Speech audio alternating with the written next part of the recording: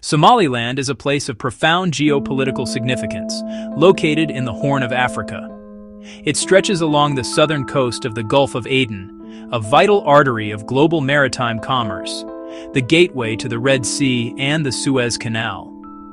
Its borders are defined by Djibouti, the vast nation of Ethiopia, and the rest of what is internationally recognized as Somalia to the east.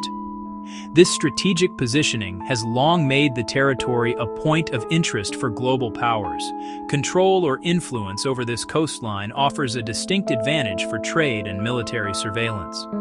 The constant stream of container ships, oil tankers, and naval vessels passing through these waters underscores its immense importance in the modern world. The distinction they draw is not one of ancient lineage, but of modern political history, and a deeply felt desire for self-determination. The core of their identity as a separate entity was forged in the crucible of a brutal civil war and a conscious decision to chart a different course from the chaos that engulfed the South. Their claim to statehood is rooted in a colonial-era boundary, arguing that they are merely restoring the independence the British Somaliland Protectorate briefly enjoyed in 1960 before voluntarily uniting with the former Italian Somaliland to create the Somali Republic. For over 3 decades, since its unilateral declaration of independence in 1991, Somaliland has functioned as a de facto state. It has established its own government, held multiple rounds of democratic elections, maintained a separate army, and issued its own currency, the Somaliland shilling. In cities like its capital, Hargeisa, life has proceeded with a degree of stability and peace that has often been absent in many parts of southern and central Somalia. This relative tranquility, hard-won after years of conflict, is a source of immense national pride and a key argument in their case for being treated as a responsible and viable member of the international community. However, this long-standing reality on the ground had, until very recently, failed to translate into formal diplomatic recognition from any other country in the world. The international community, led by the United Nations and the African Union, has consistently affirmed the principle of Somalia's territorial integrity, viewing Somaliland as an autonomous region rather than a separate state. The fear has always been that recognizing Somaliland could set a dangerous precedent, potentially encouraging other secessionist movements across Africa and undermining the continent's established borders.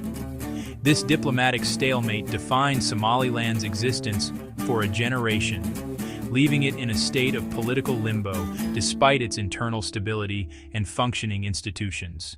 The year 1991 stands as the pivotal moment in Somaliland's modern history.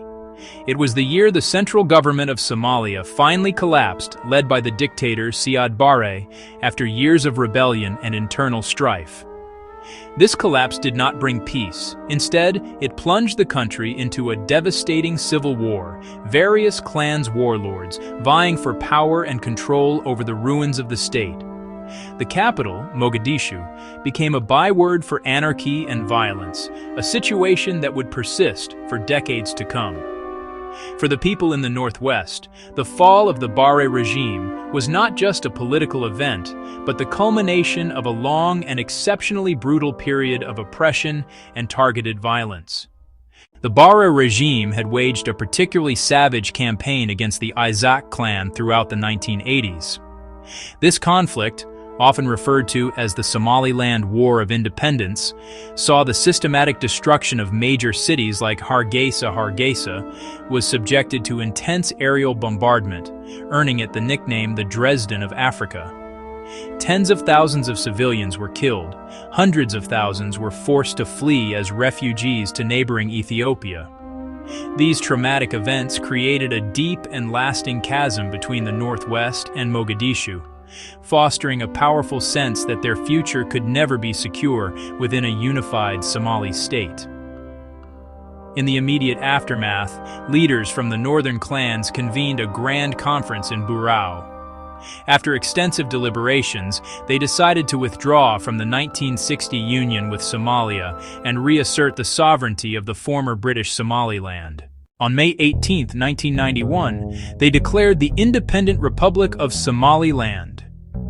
This was not creating a new country from scratch, but dissolving a voluntary union that had failed disastrously. The declaration was a unilateral move, born of a desire for peace stability, a new beginning separate from the intractable conflict that was consuming the South. From that day forward, Somaliland's path diverged sharply from Somalia. While southern and central regions were torn apart by factional fighting, Somaliland embarked on a painstaking process of disarmament, reconciliation, state building. They established a unique system blending traditional clan-based structures, modern democratic institutions, creating a hybrid model that proved surprisingly effective at maintaining peace. This internal success story remained largely invisible on the world stage. The international community focused on piecing together Somalia, leaving Somaliland to build its nation in diplomatic isolation. Well, you know. In the years following its 1991 declaration, Somaliland focused inward, dedicating its energy to constructing the essential pillars of a modern state. A foundational step was the creation of a functioning government, with an executive branch led by a president, a bicameral parliament, and an independent judiciary. The parliament itself reflects Somaliland's unique political character, featuring an elected House of Representatives and a House of Elders, the Gurti, composed of traditional clan leaders who play a crucial role in mediation and conflict resolution. This system has enabled the peaceful transfer of power, presidential and parliamentary elections, a feat that has distinguished Somaliland from its neighbors. Economically, Somaliland had to start from virtually nothing. It introduced its own currency, the Somaliland shilling, to manage its finances independently from the chaos of the Somali shilling. The economy has since developed, driven primarily by livestock exports to the Gulf Arab states, remittances from the large diaspora community living abroad, the management of its strategic port of Berbera. This port, which has seen significant investment from foreign entities like Dubai's DP World, is being developed into a major trade gateway for landlocked Ethiopia, providing Somaliland with a crucial source of revenue and reinforcing its geopolitical importance in the Horn of Africa. Security has been another cornerstone of Somaliland's state-building project. It established its own professional army, police force, Coast Guard, responsible for maintaining internal order and securing its long land borders and coastline. These forces have been remarkably effective in preventing the spillover of extremism and piracy. For more than 30 years, Somaliland existed in a peculiar state of diplomatic purgatory. Despite possessing the standard Montevideo criteria, defined territory, permanent population, functioning government capacity to enter into relations, it remained officially invisible. No UN member state had extended formal diplomatic recognition. Successive administrations in Hargeisa mounted a relentless diplomatic campaign, sending delegations to capitals in Africa, Europe, North America, and the Middle East. The main obstacle: the international community's commitment to Somalia's territorial integrity. The African Union has been especially opposed to redrawing colonial-era borders. It fears recognition could open a Pandora's box of secessionist claims across Africa, potentially destabilizing member states with restive regions or minority independence movements. Major global powers and the United Nations echoed this stance, prioritizing reconstruction of a unified federal Somalia as the path to peace. Despite no formal recognition, Somaliland built informal and semi-official ties. Countries maintain liaison offices or consulates in Hargeisa, United Kingdom, Ethiopia, Turkey, United Arab Emirates. Those missions facilitate trade, aid, political dialogue, without granting full diplomatic recognition. Somaliland also set up representative offices in Washington, D.C., London, Addis Ababa, acting as de facto embassies. These links let Somaliland engage globally in secure partnerships, yet they fell short of full legal sovereignty. Non-recognition had real costs. It limited access to international financial institutions like the World Bank and International Monetary Fund, hindering loans for infrastructure projects and broader economic development.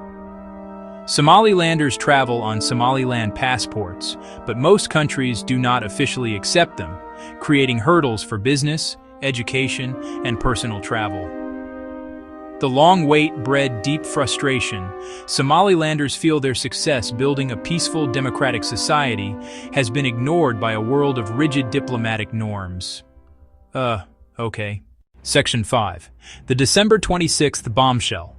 The decades-long diplomatic status quo was shattered on December 26, 2025. In a move that sent shockwaves across the Horn of Africa and the Middle East, Israel announced recognition of Somaliland. The government of Israel announced the recognition. Announcement confirmed by the Israeli Prime Minister's office and the Ministry of Foreign Affairs. Israel became the first UN member to break with international consensus and formally acknowledge Somaliland's statehood. That instantly elevated Somaliland's geopolitical standing and set the stage for a new, uncertain chapter in regional politics.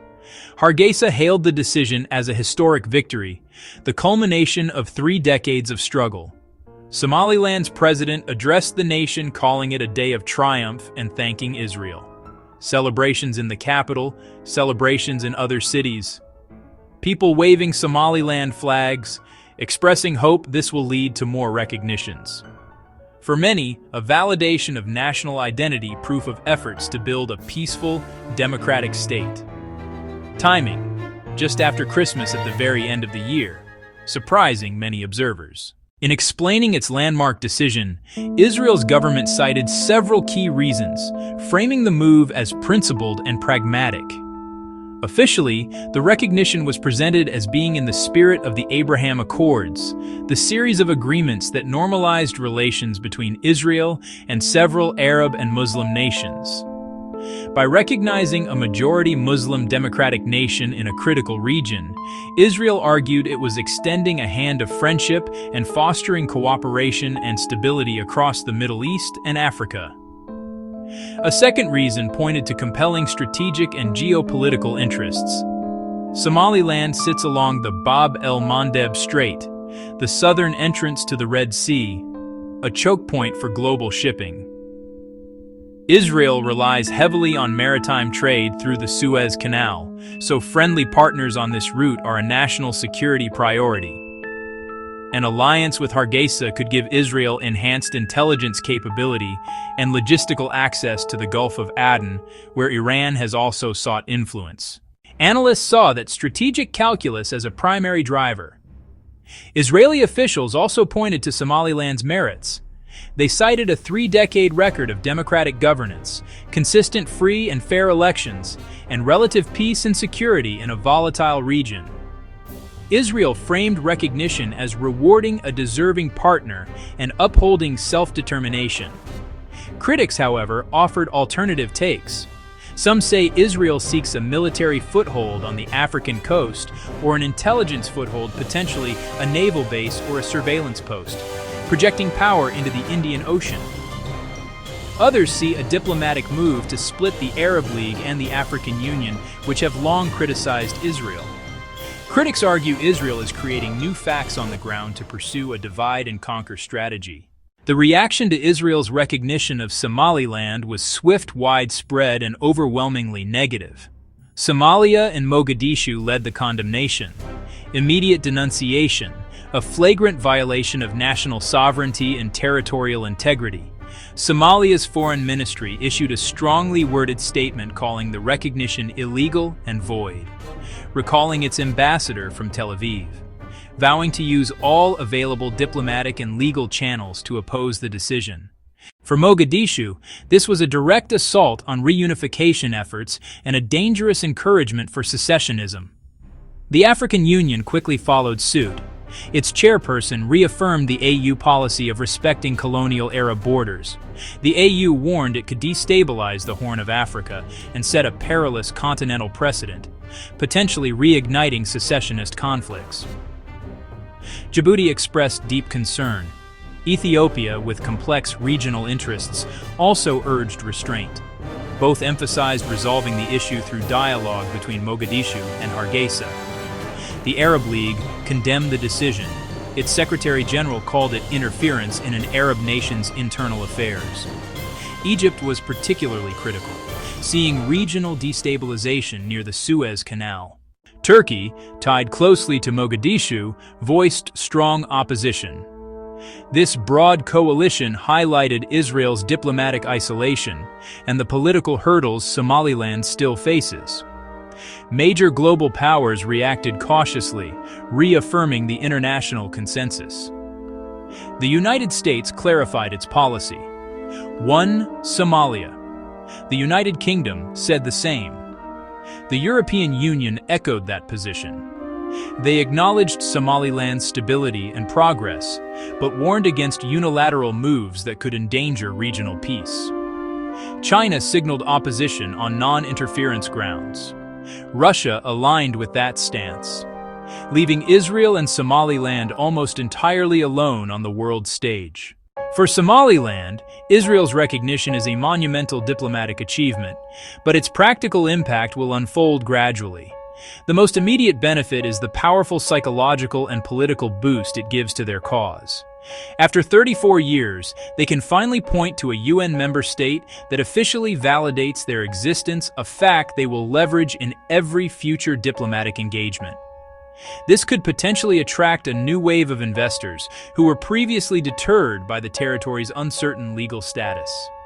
It also opens the door for formal military and security cooperation with Israel, which could significantly enhance Somaliland's defense capabilities. For Somalia, the development is a severe diplomatic blow that complicates its already fragile state-building process.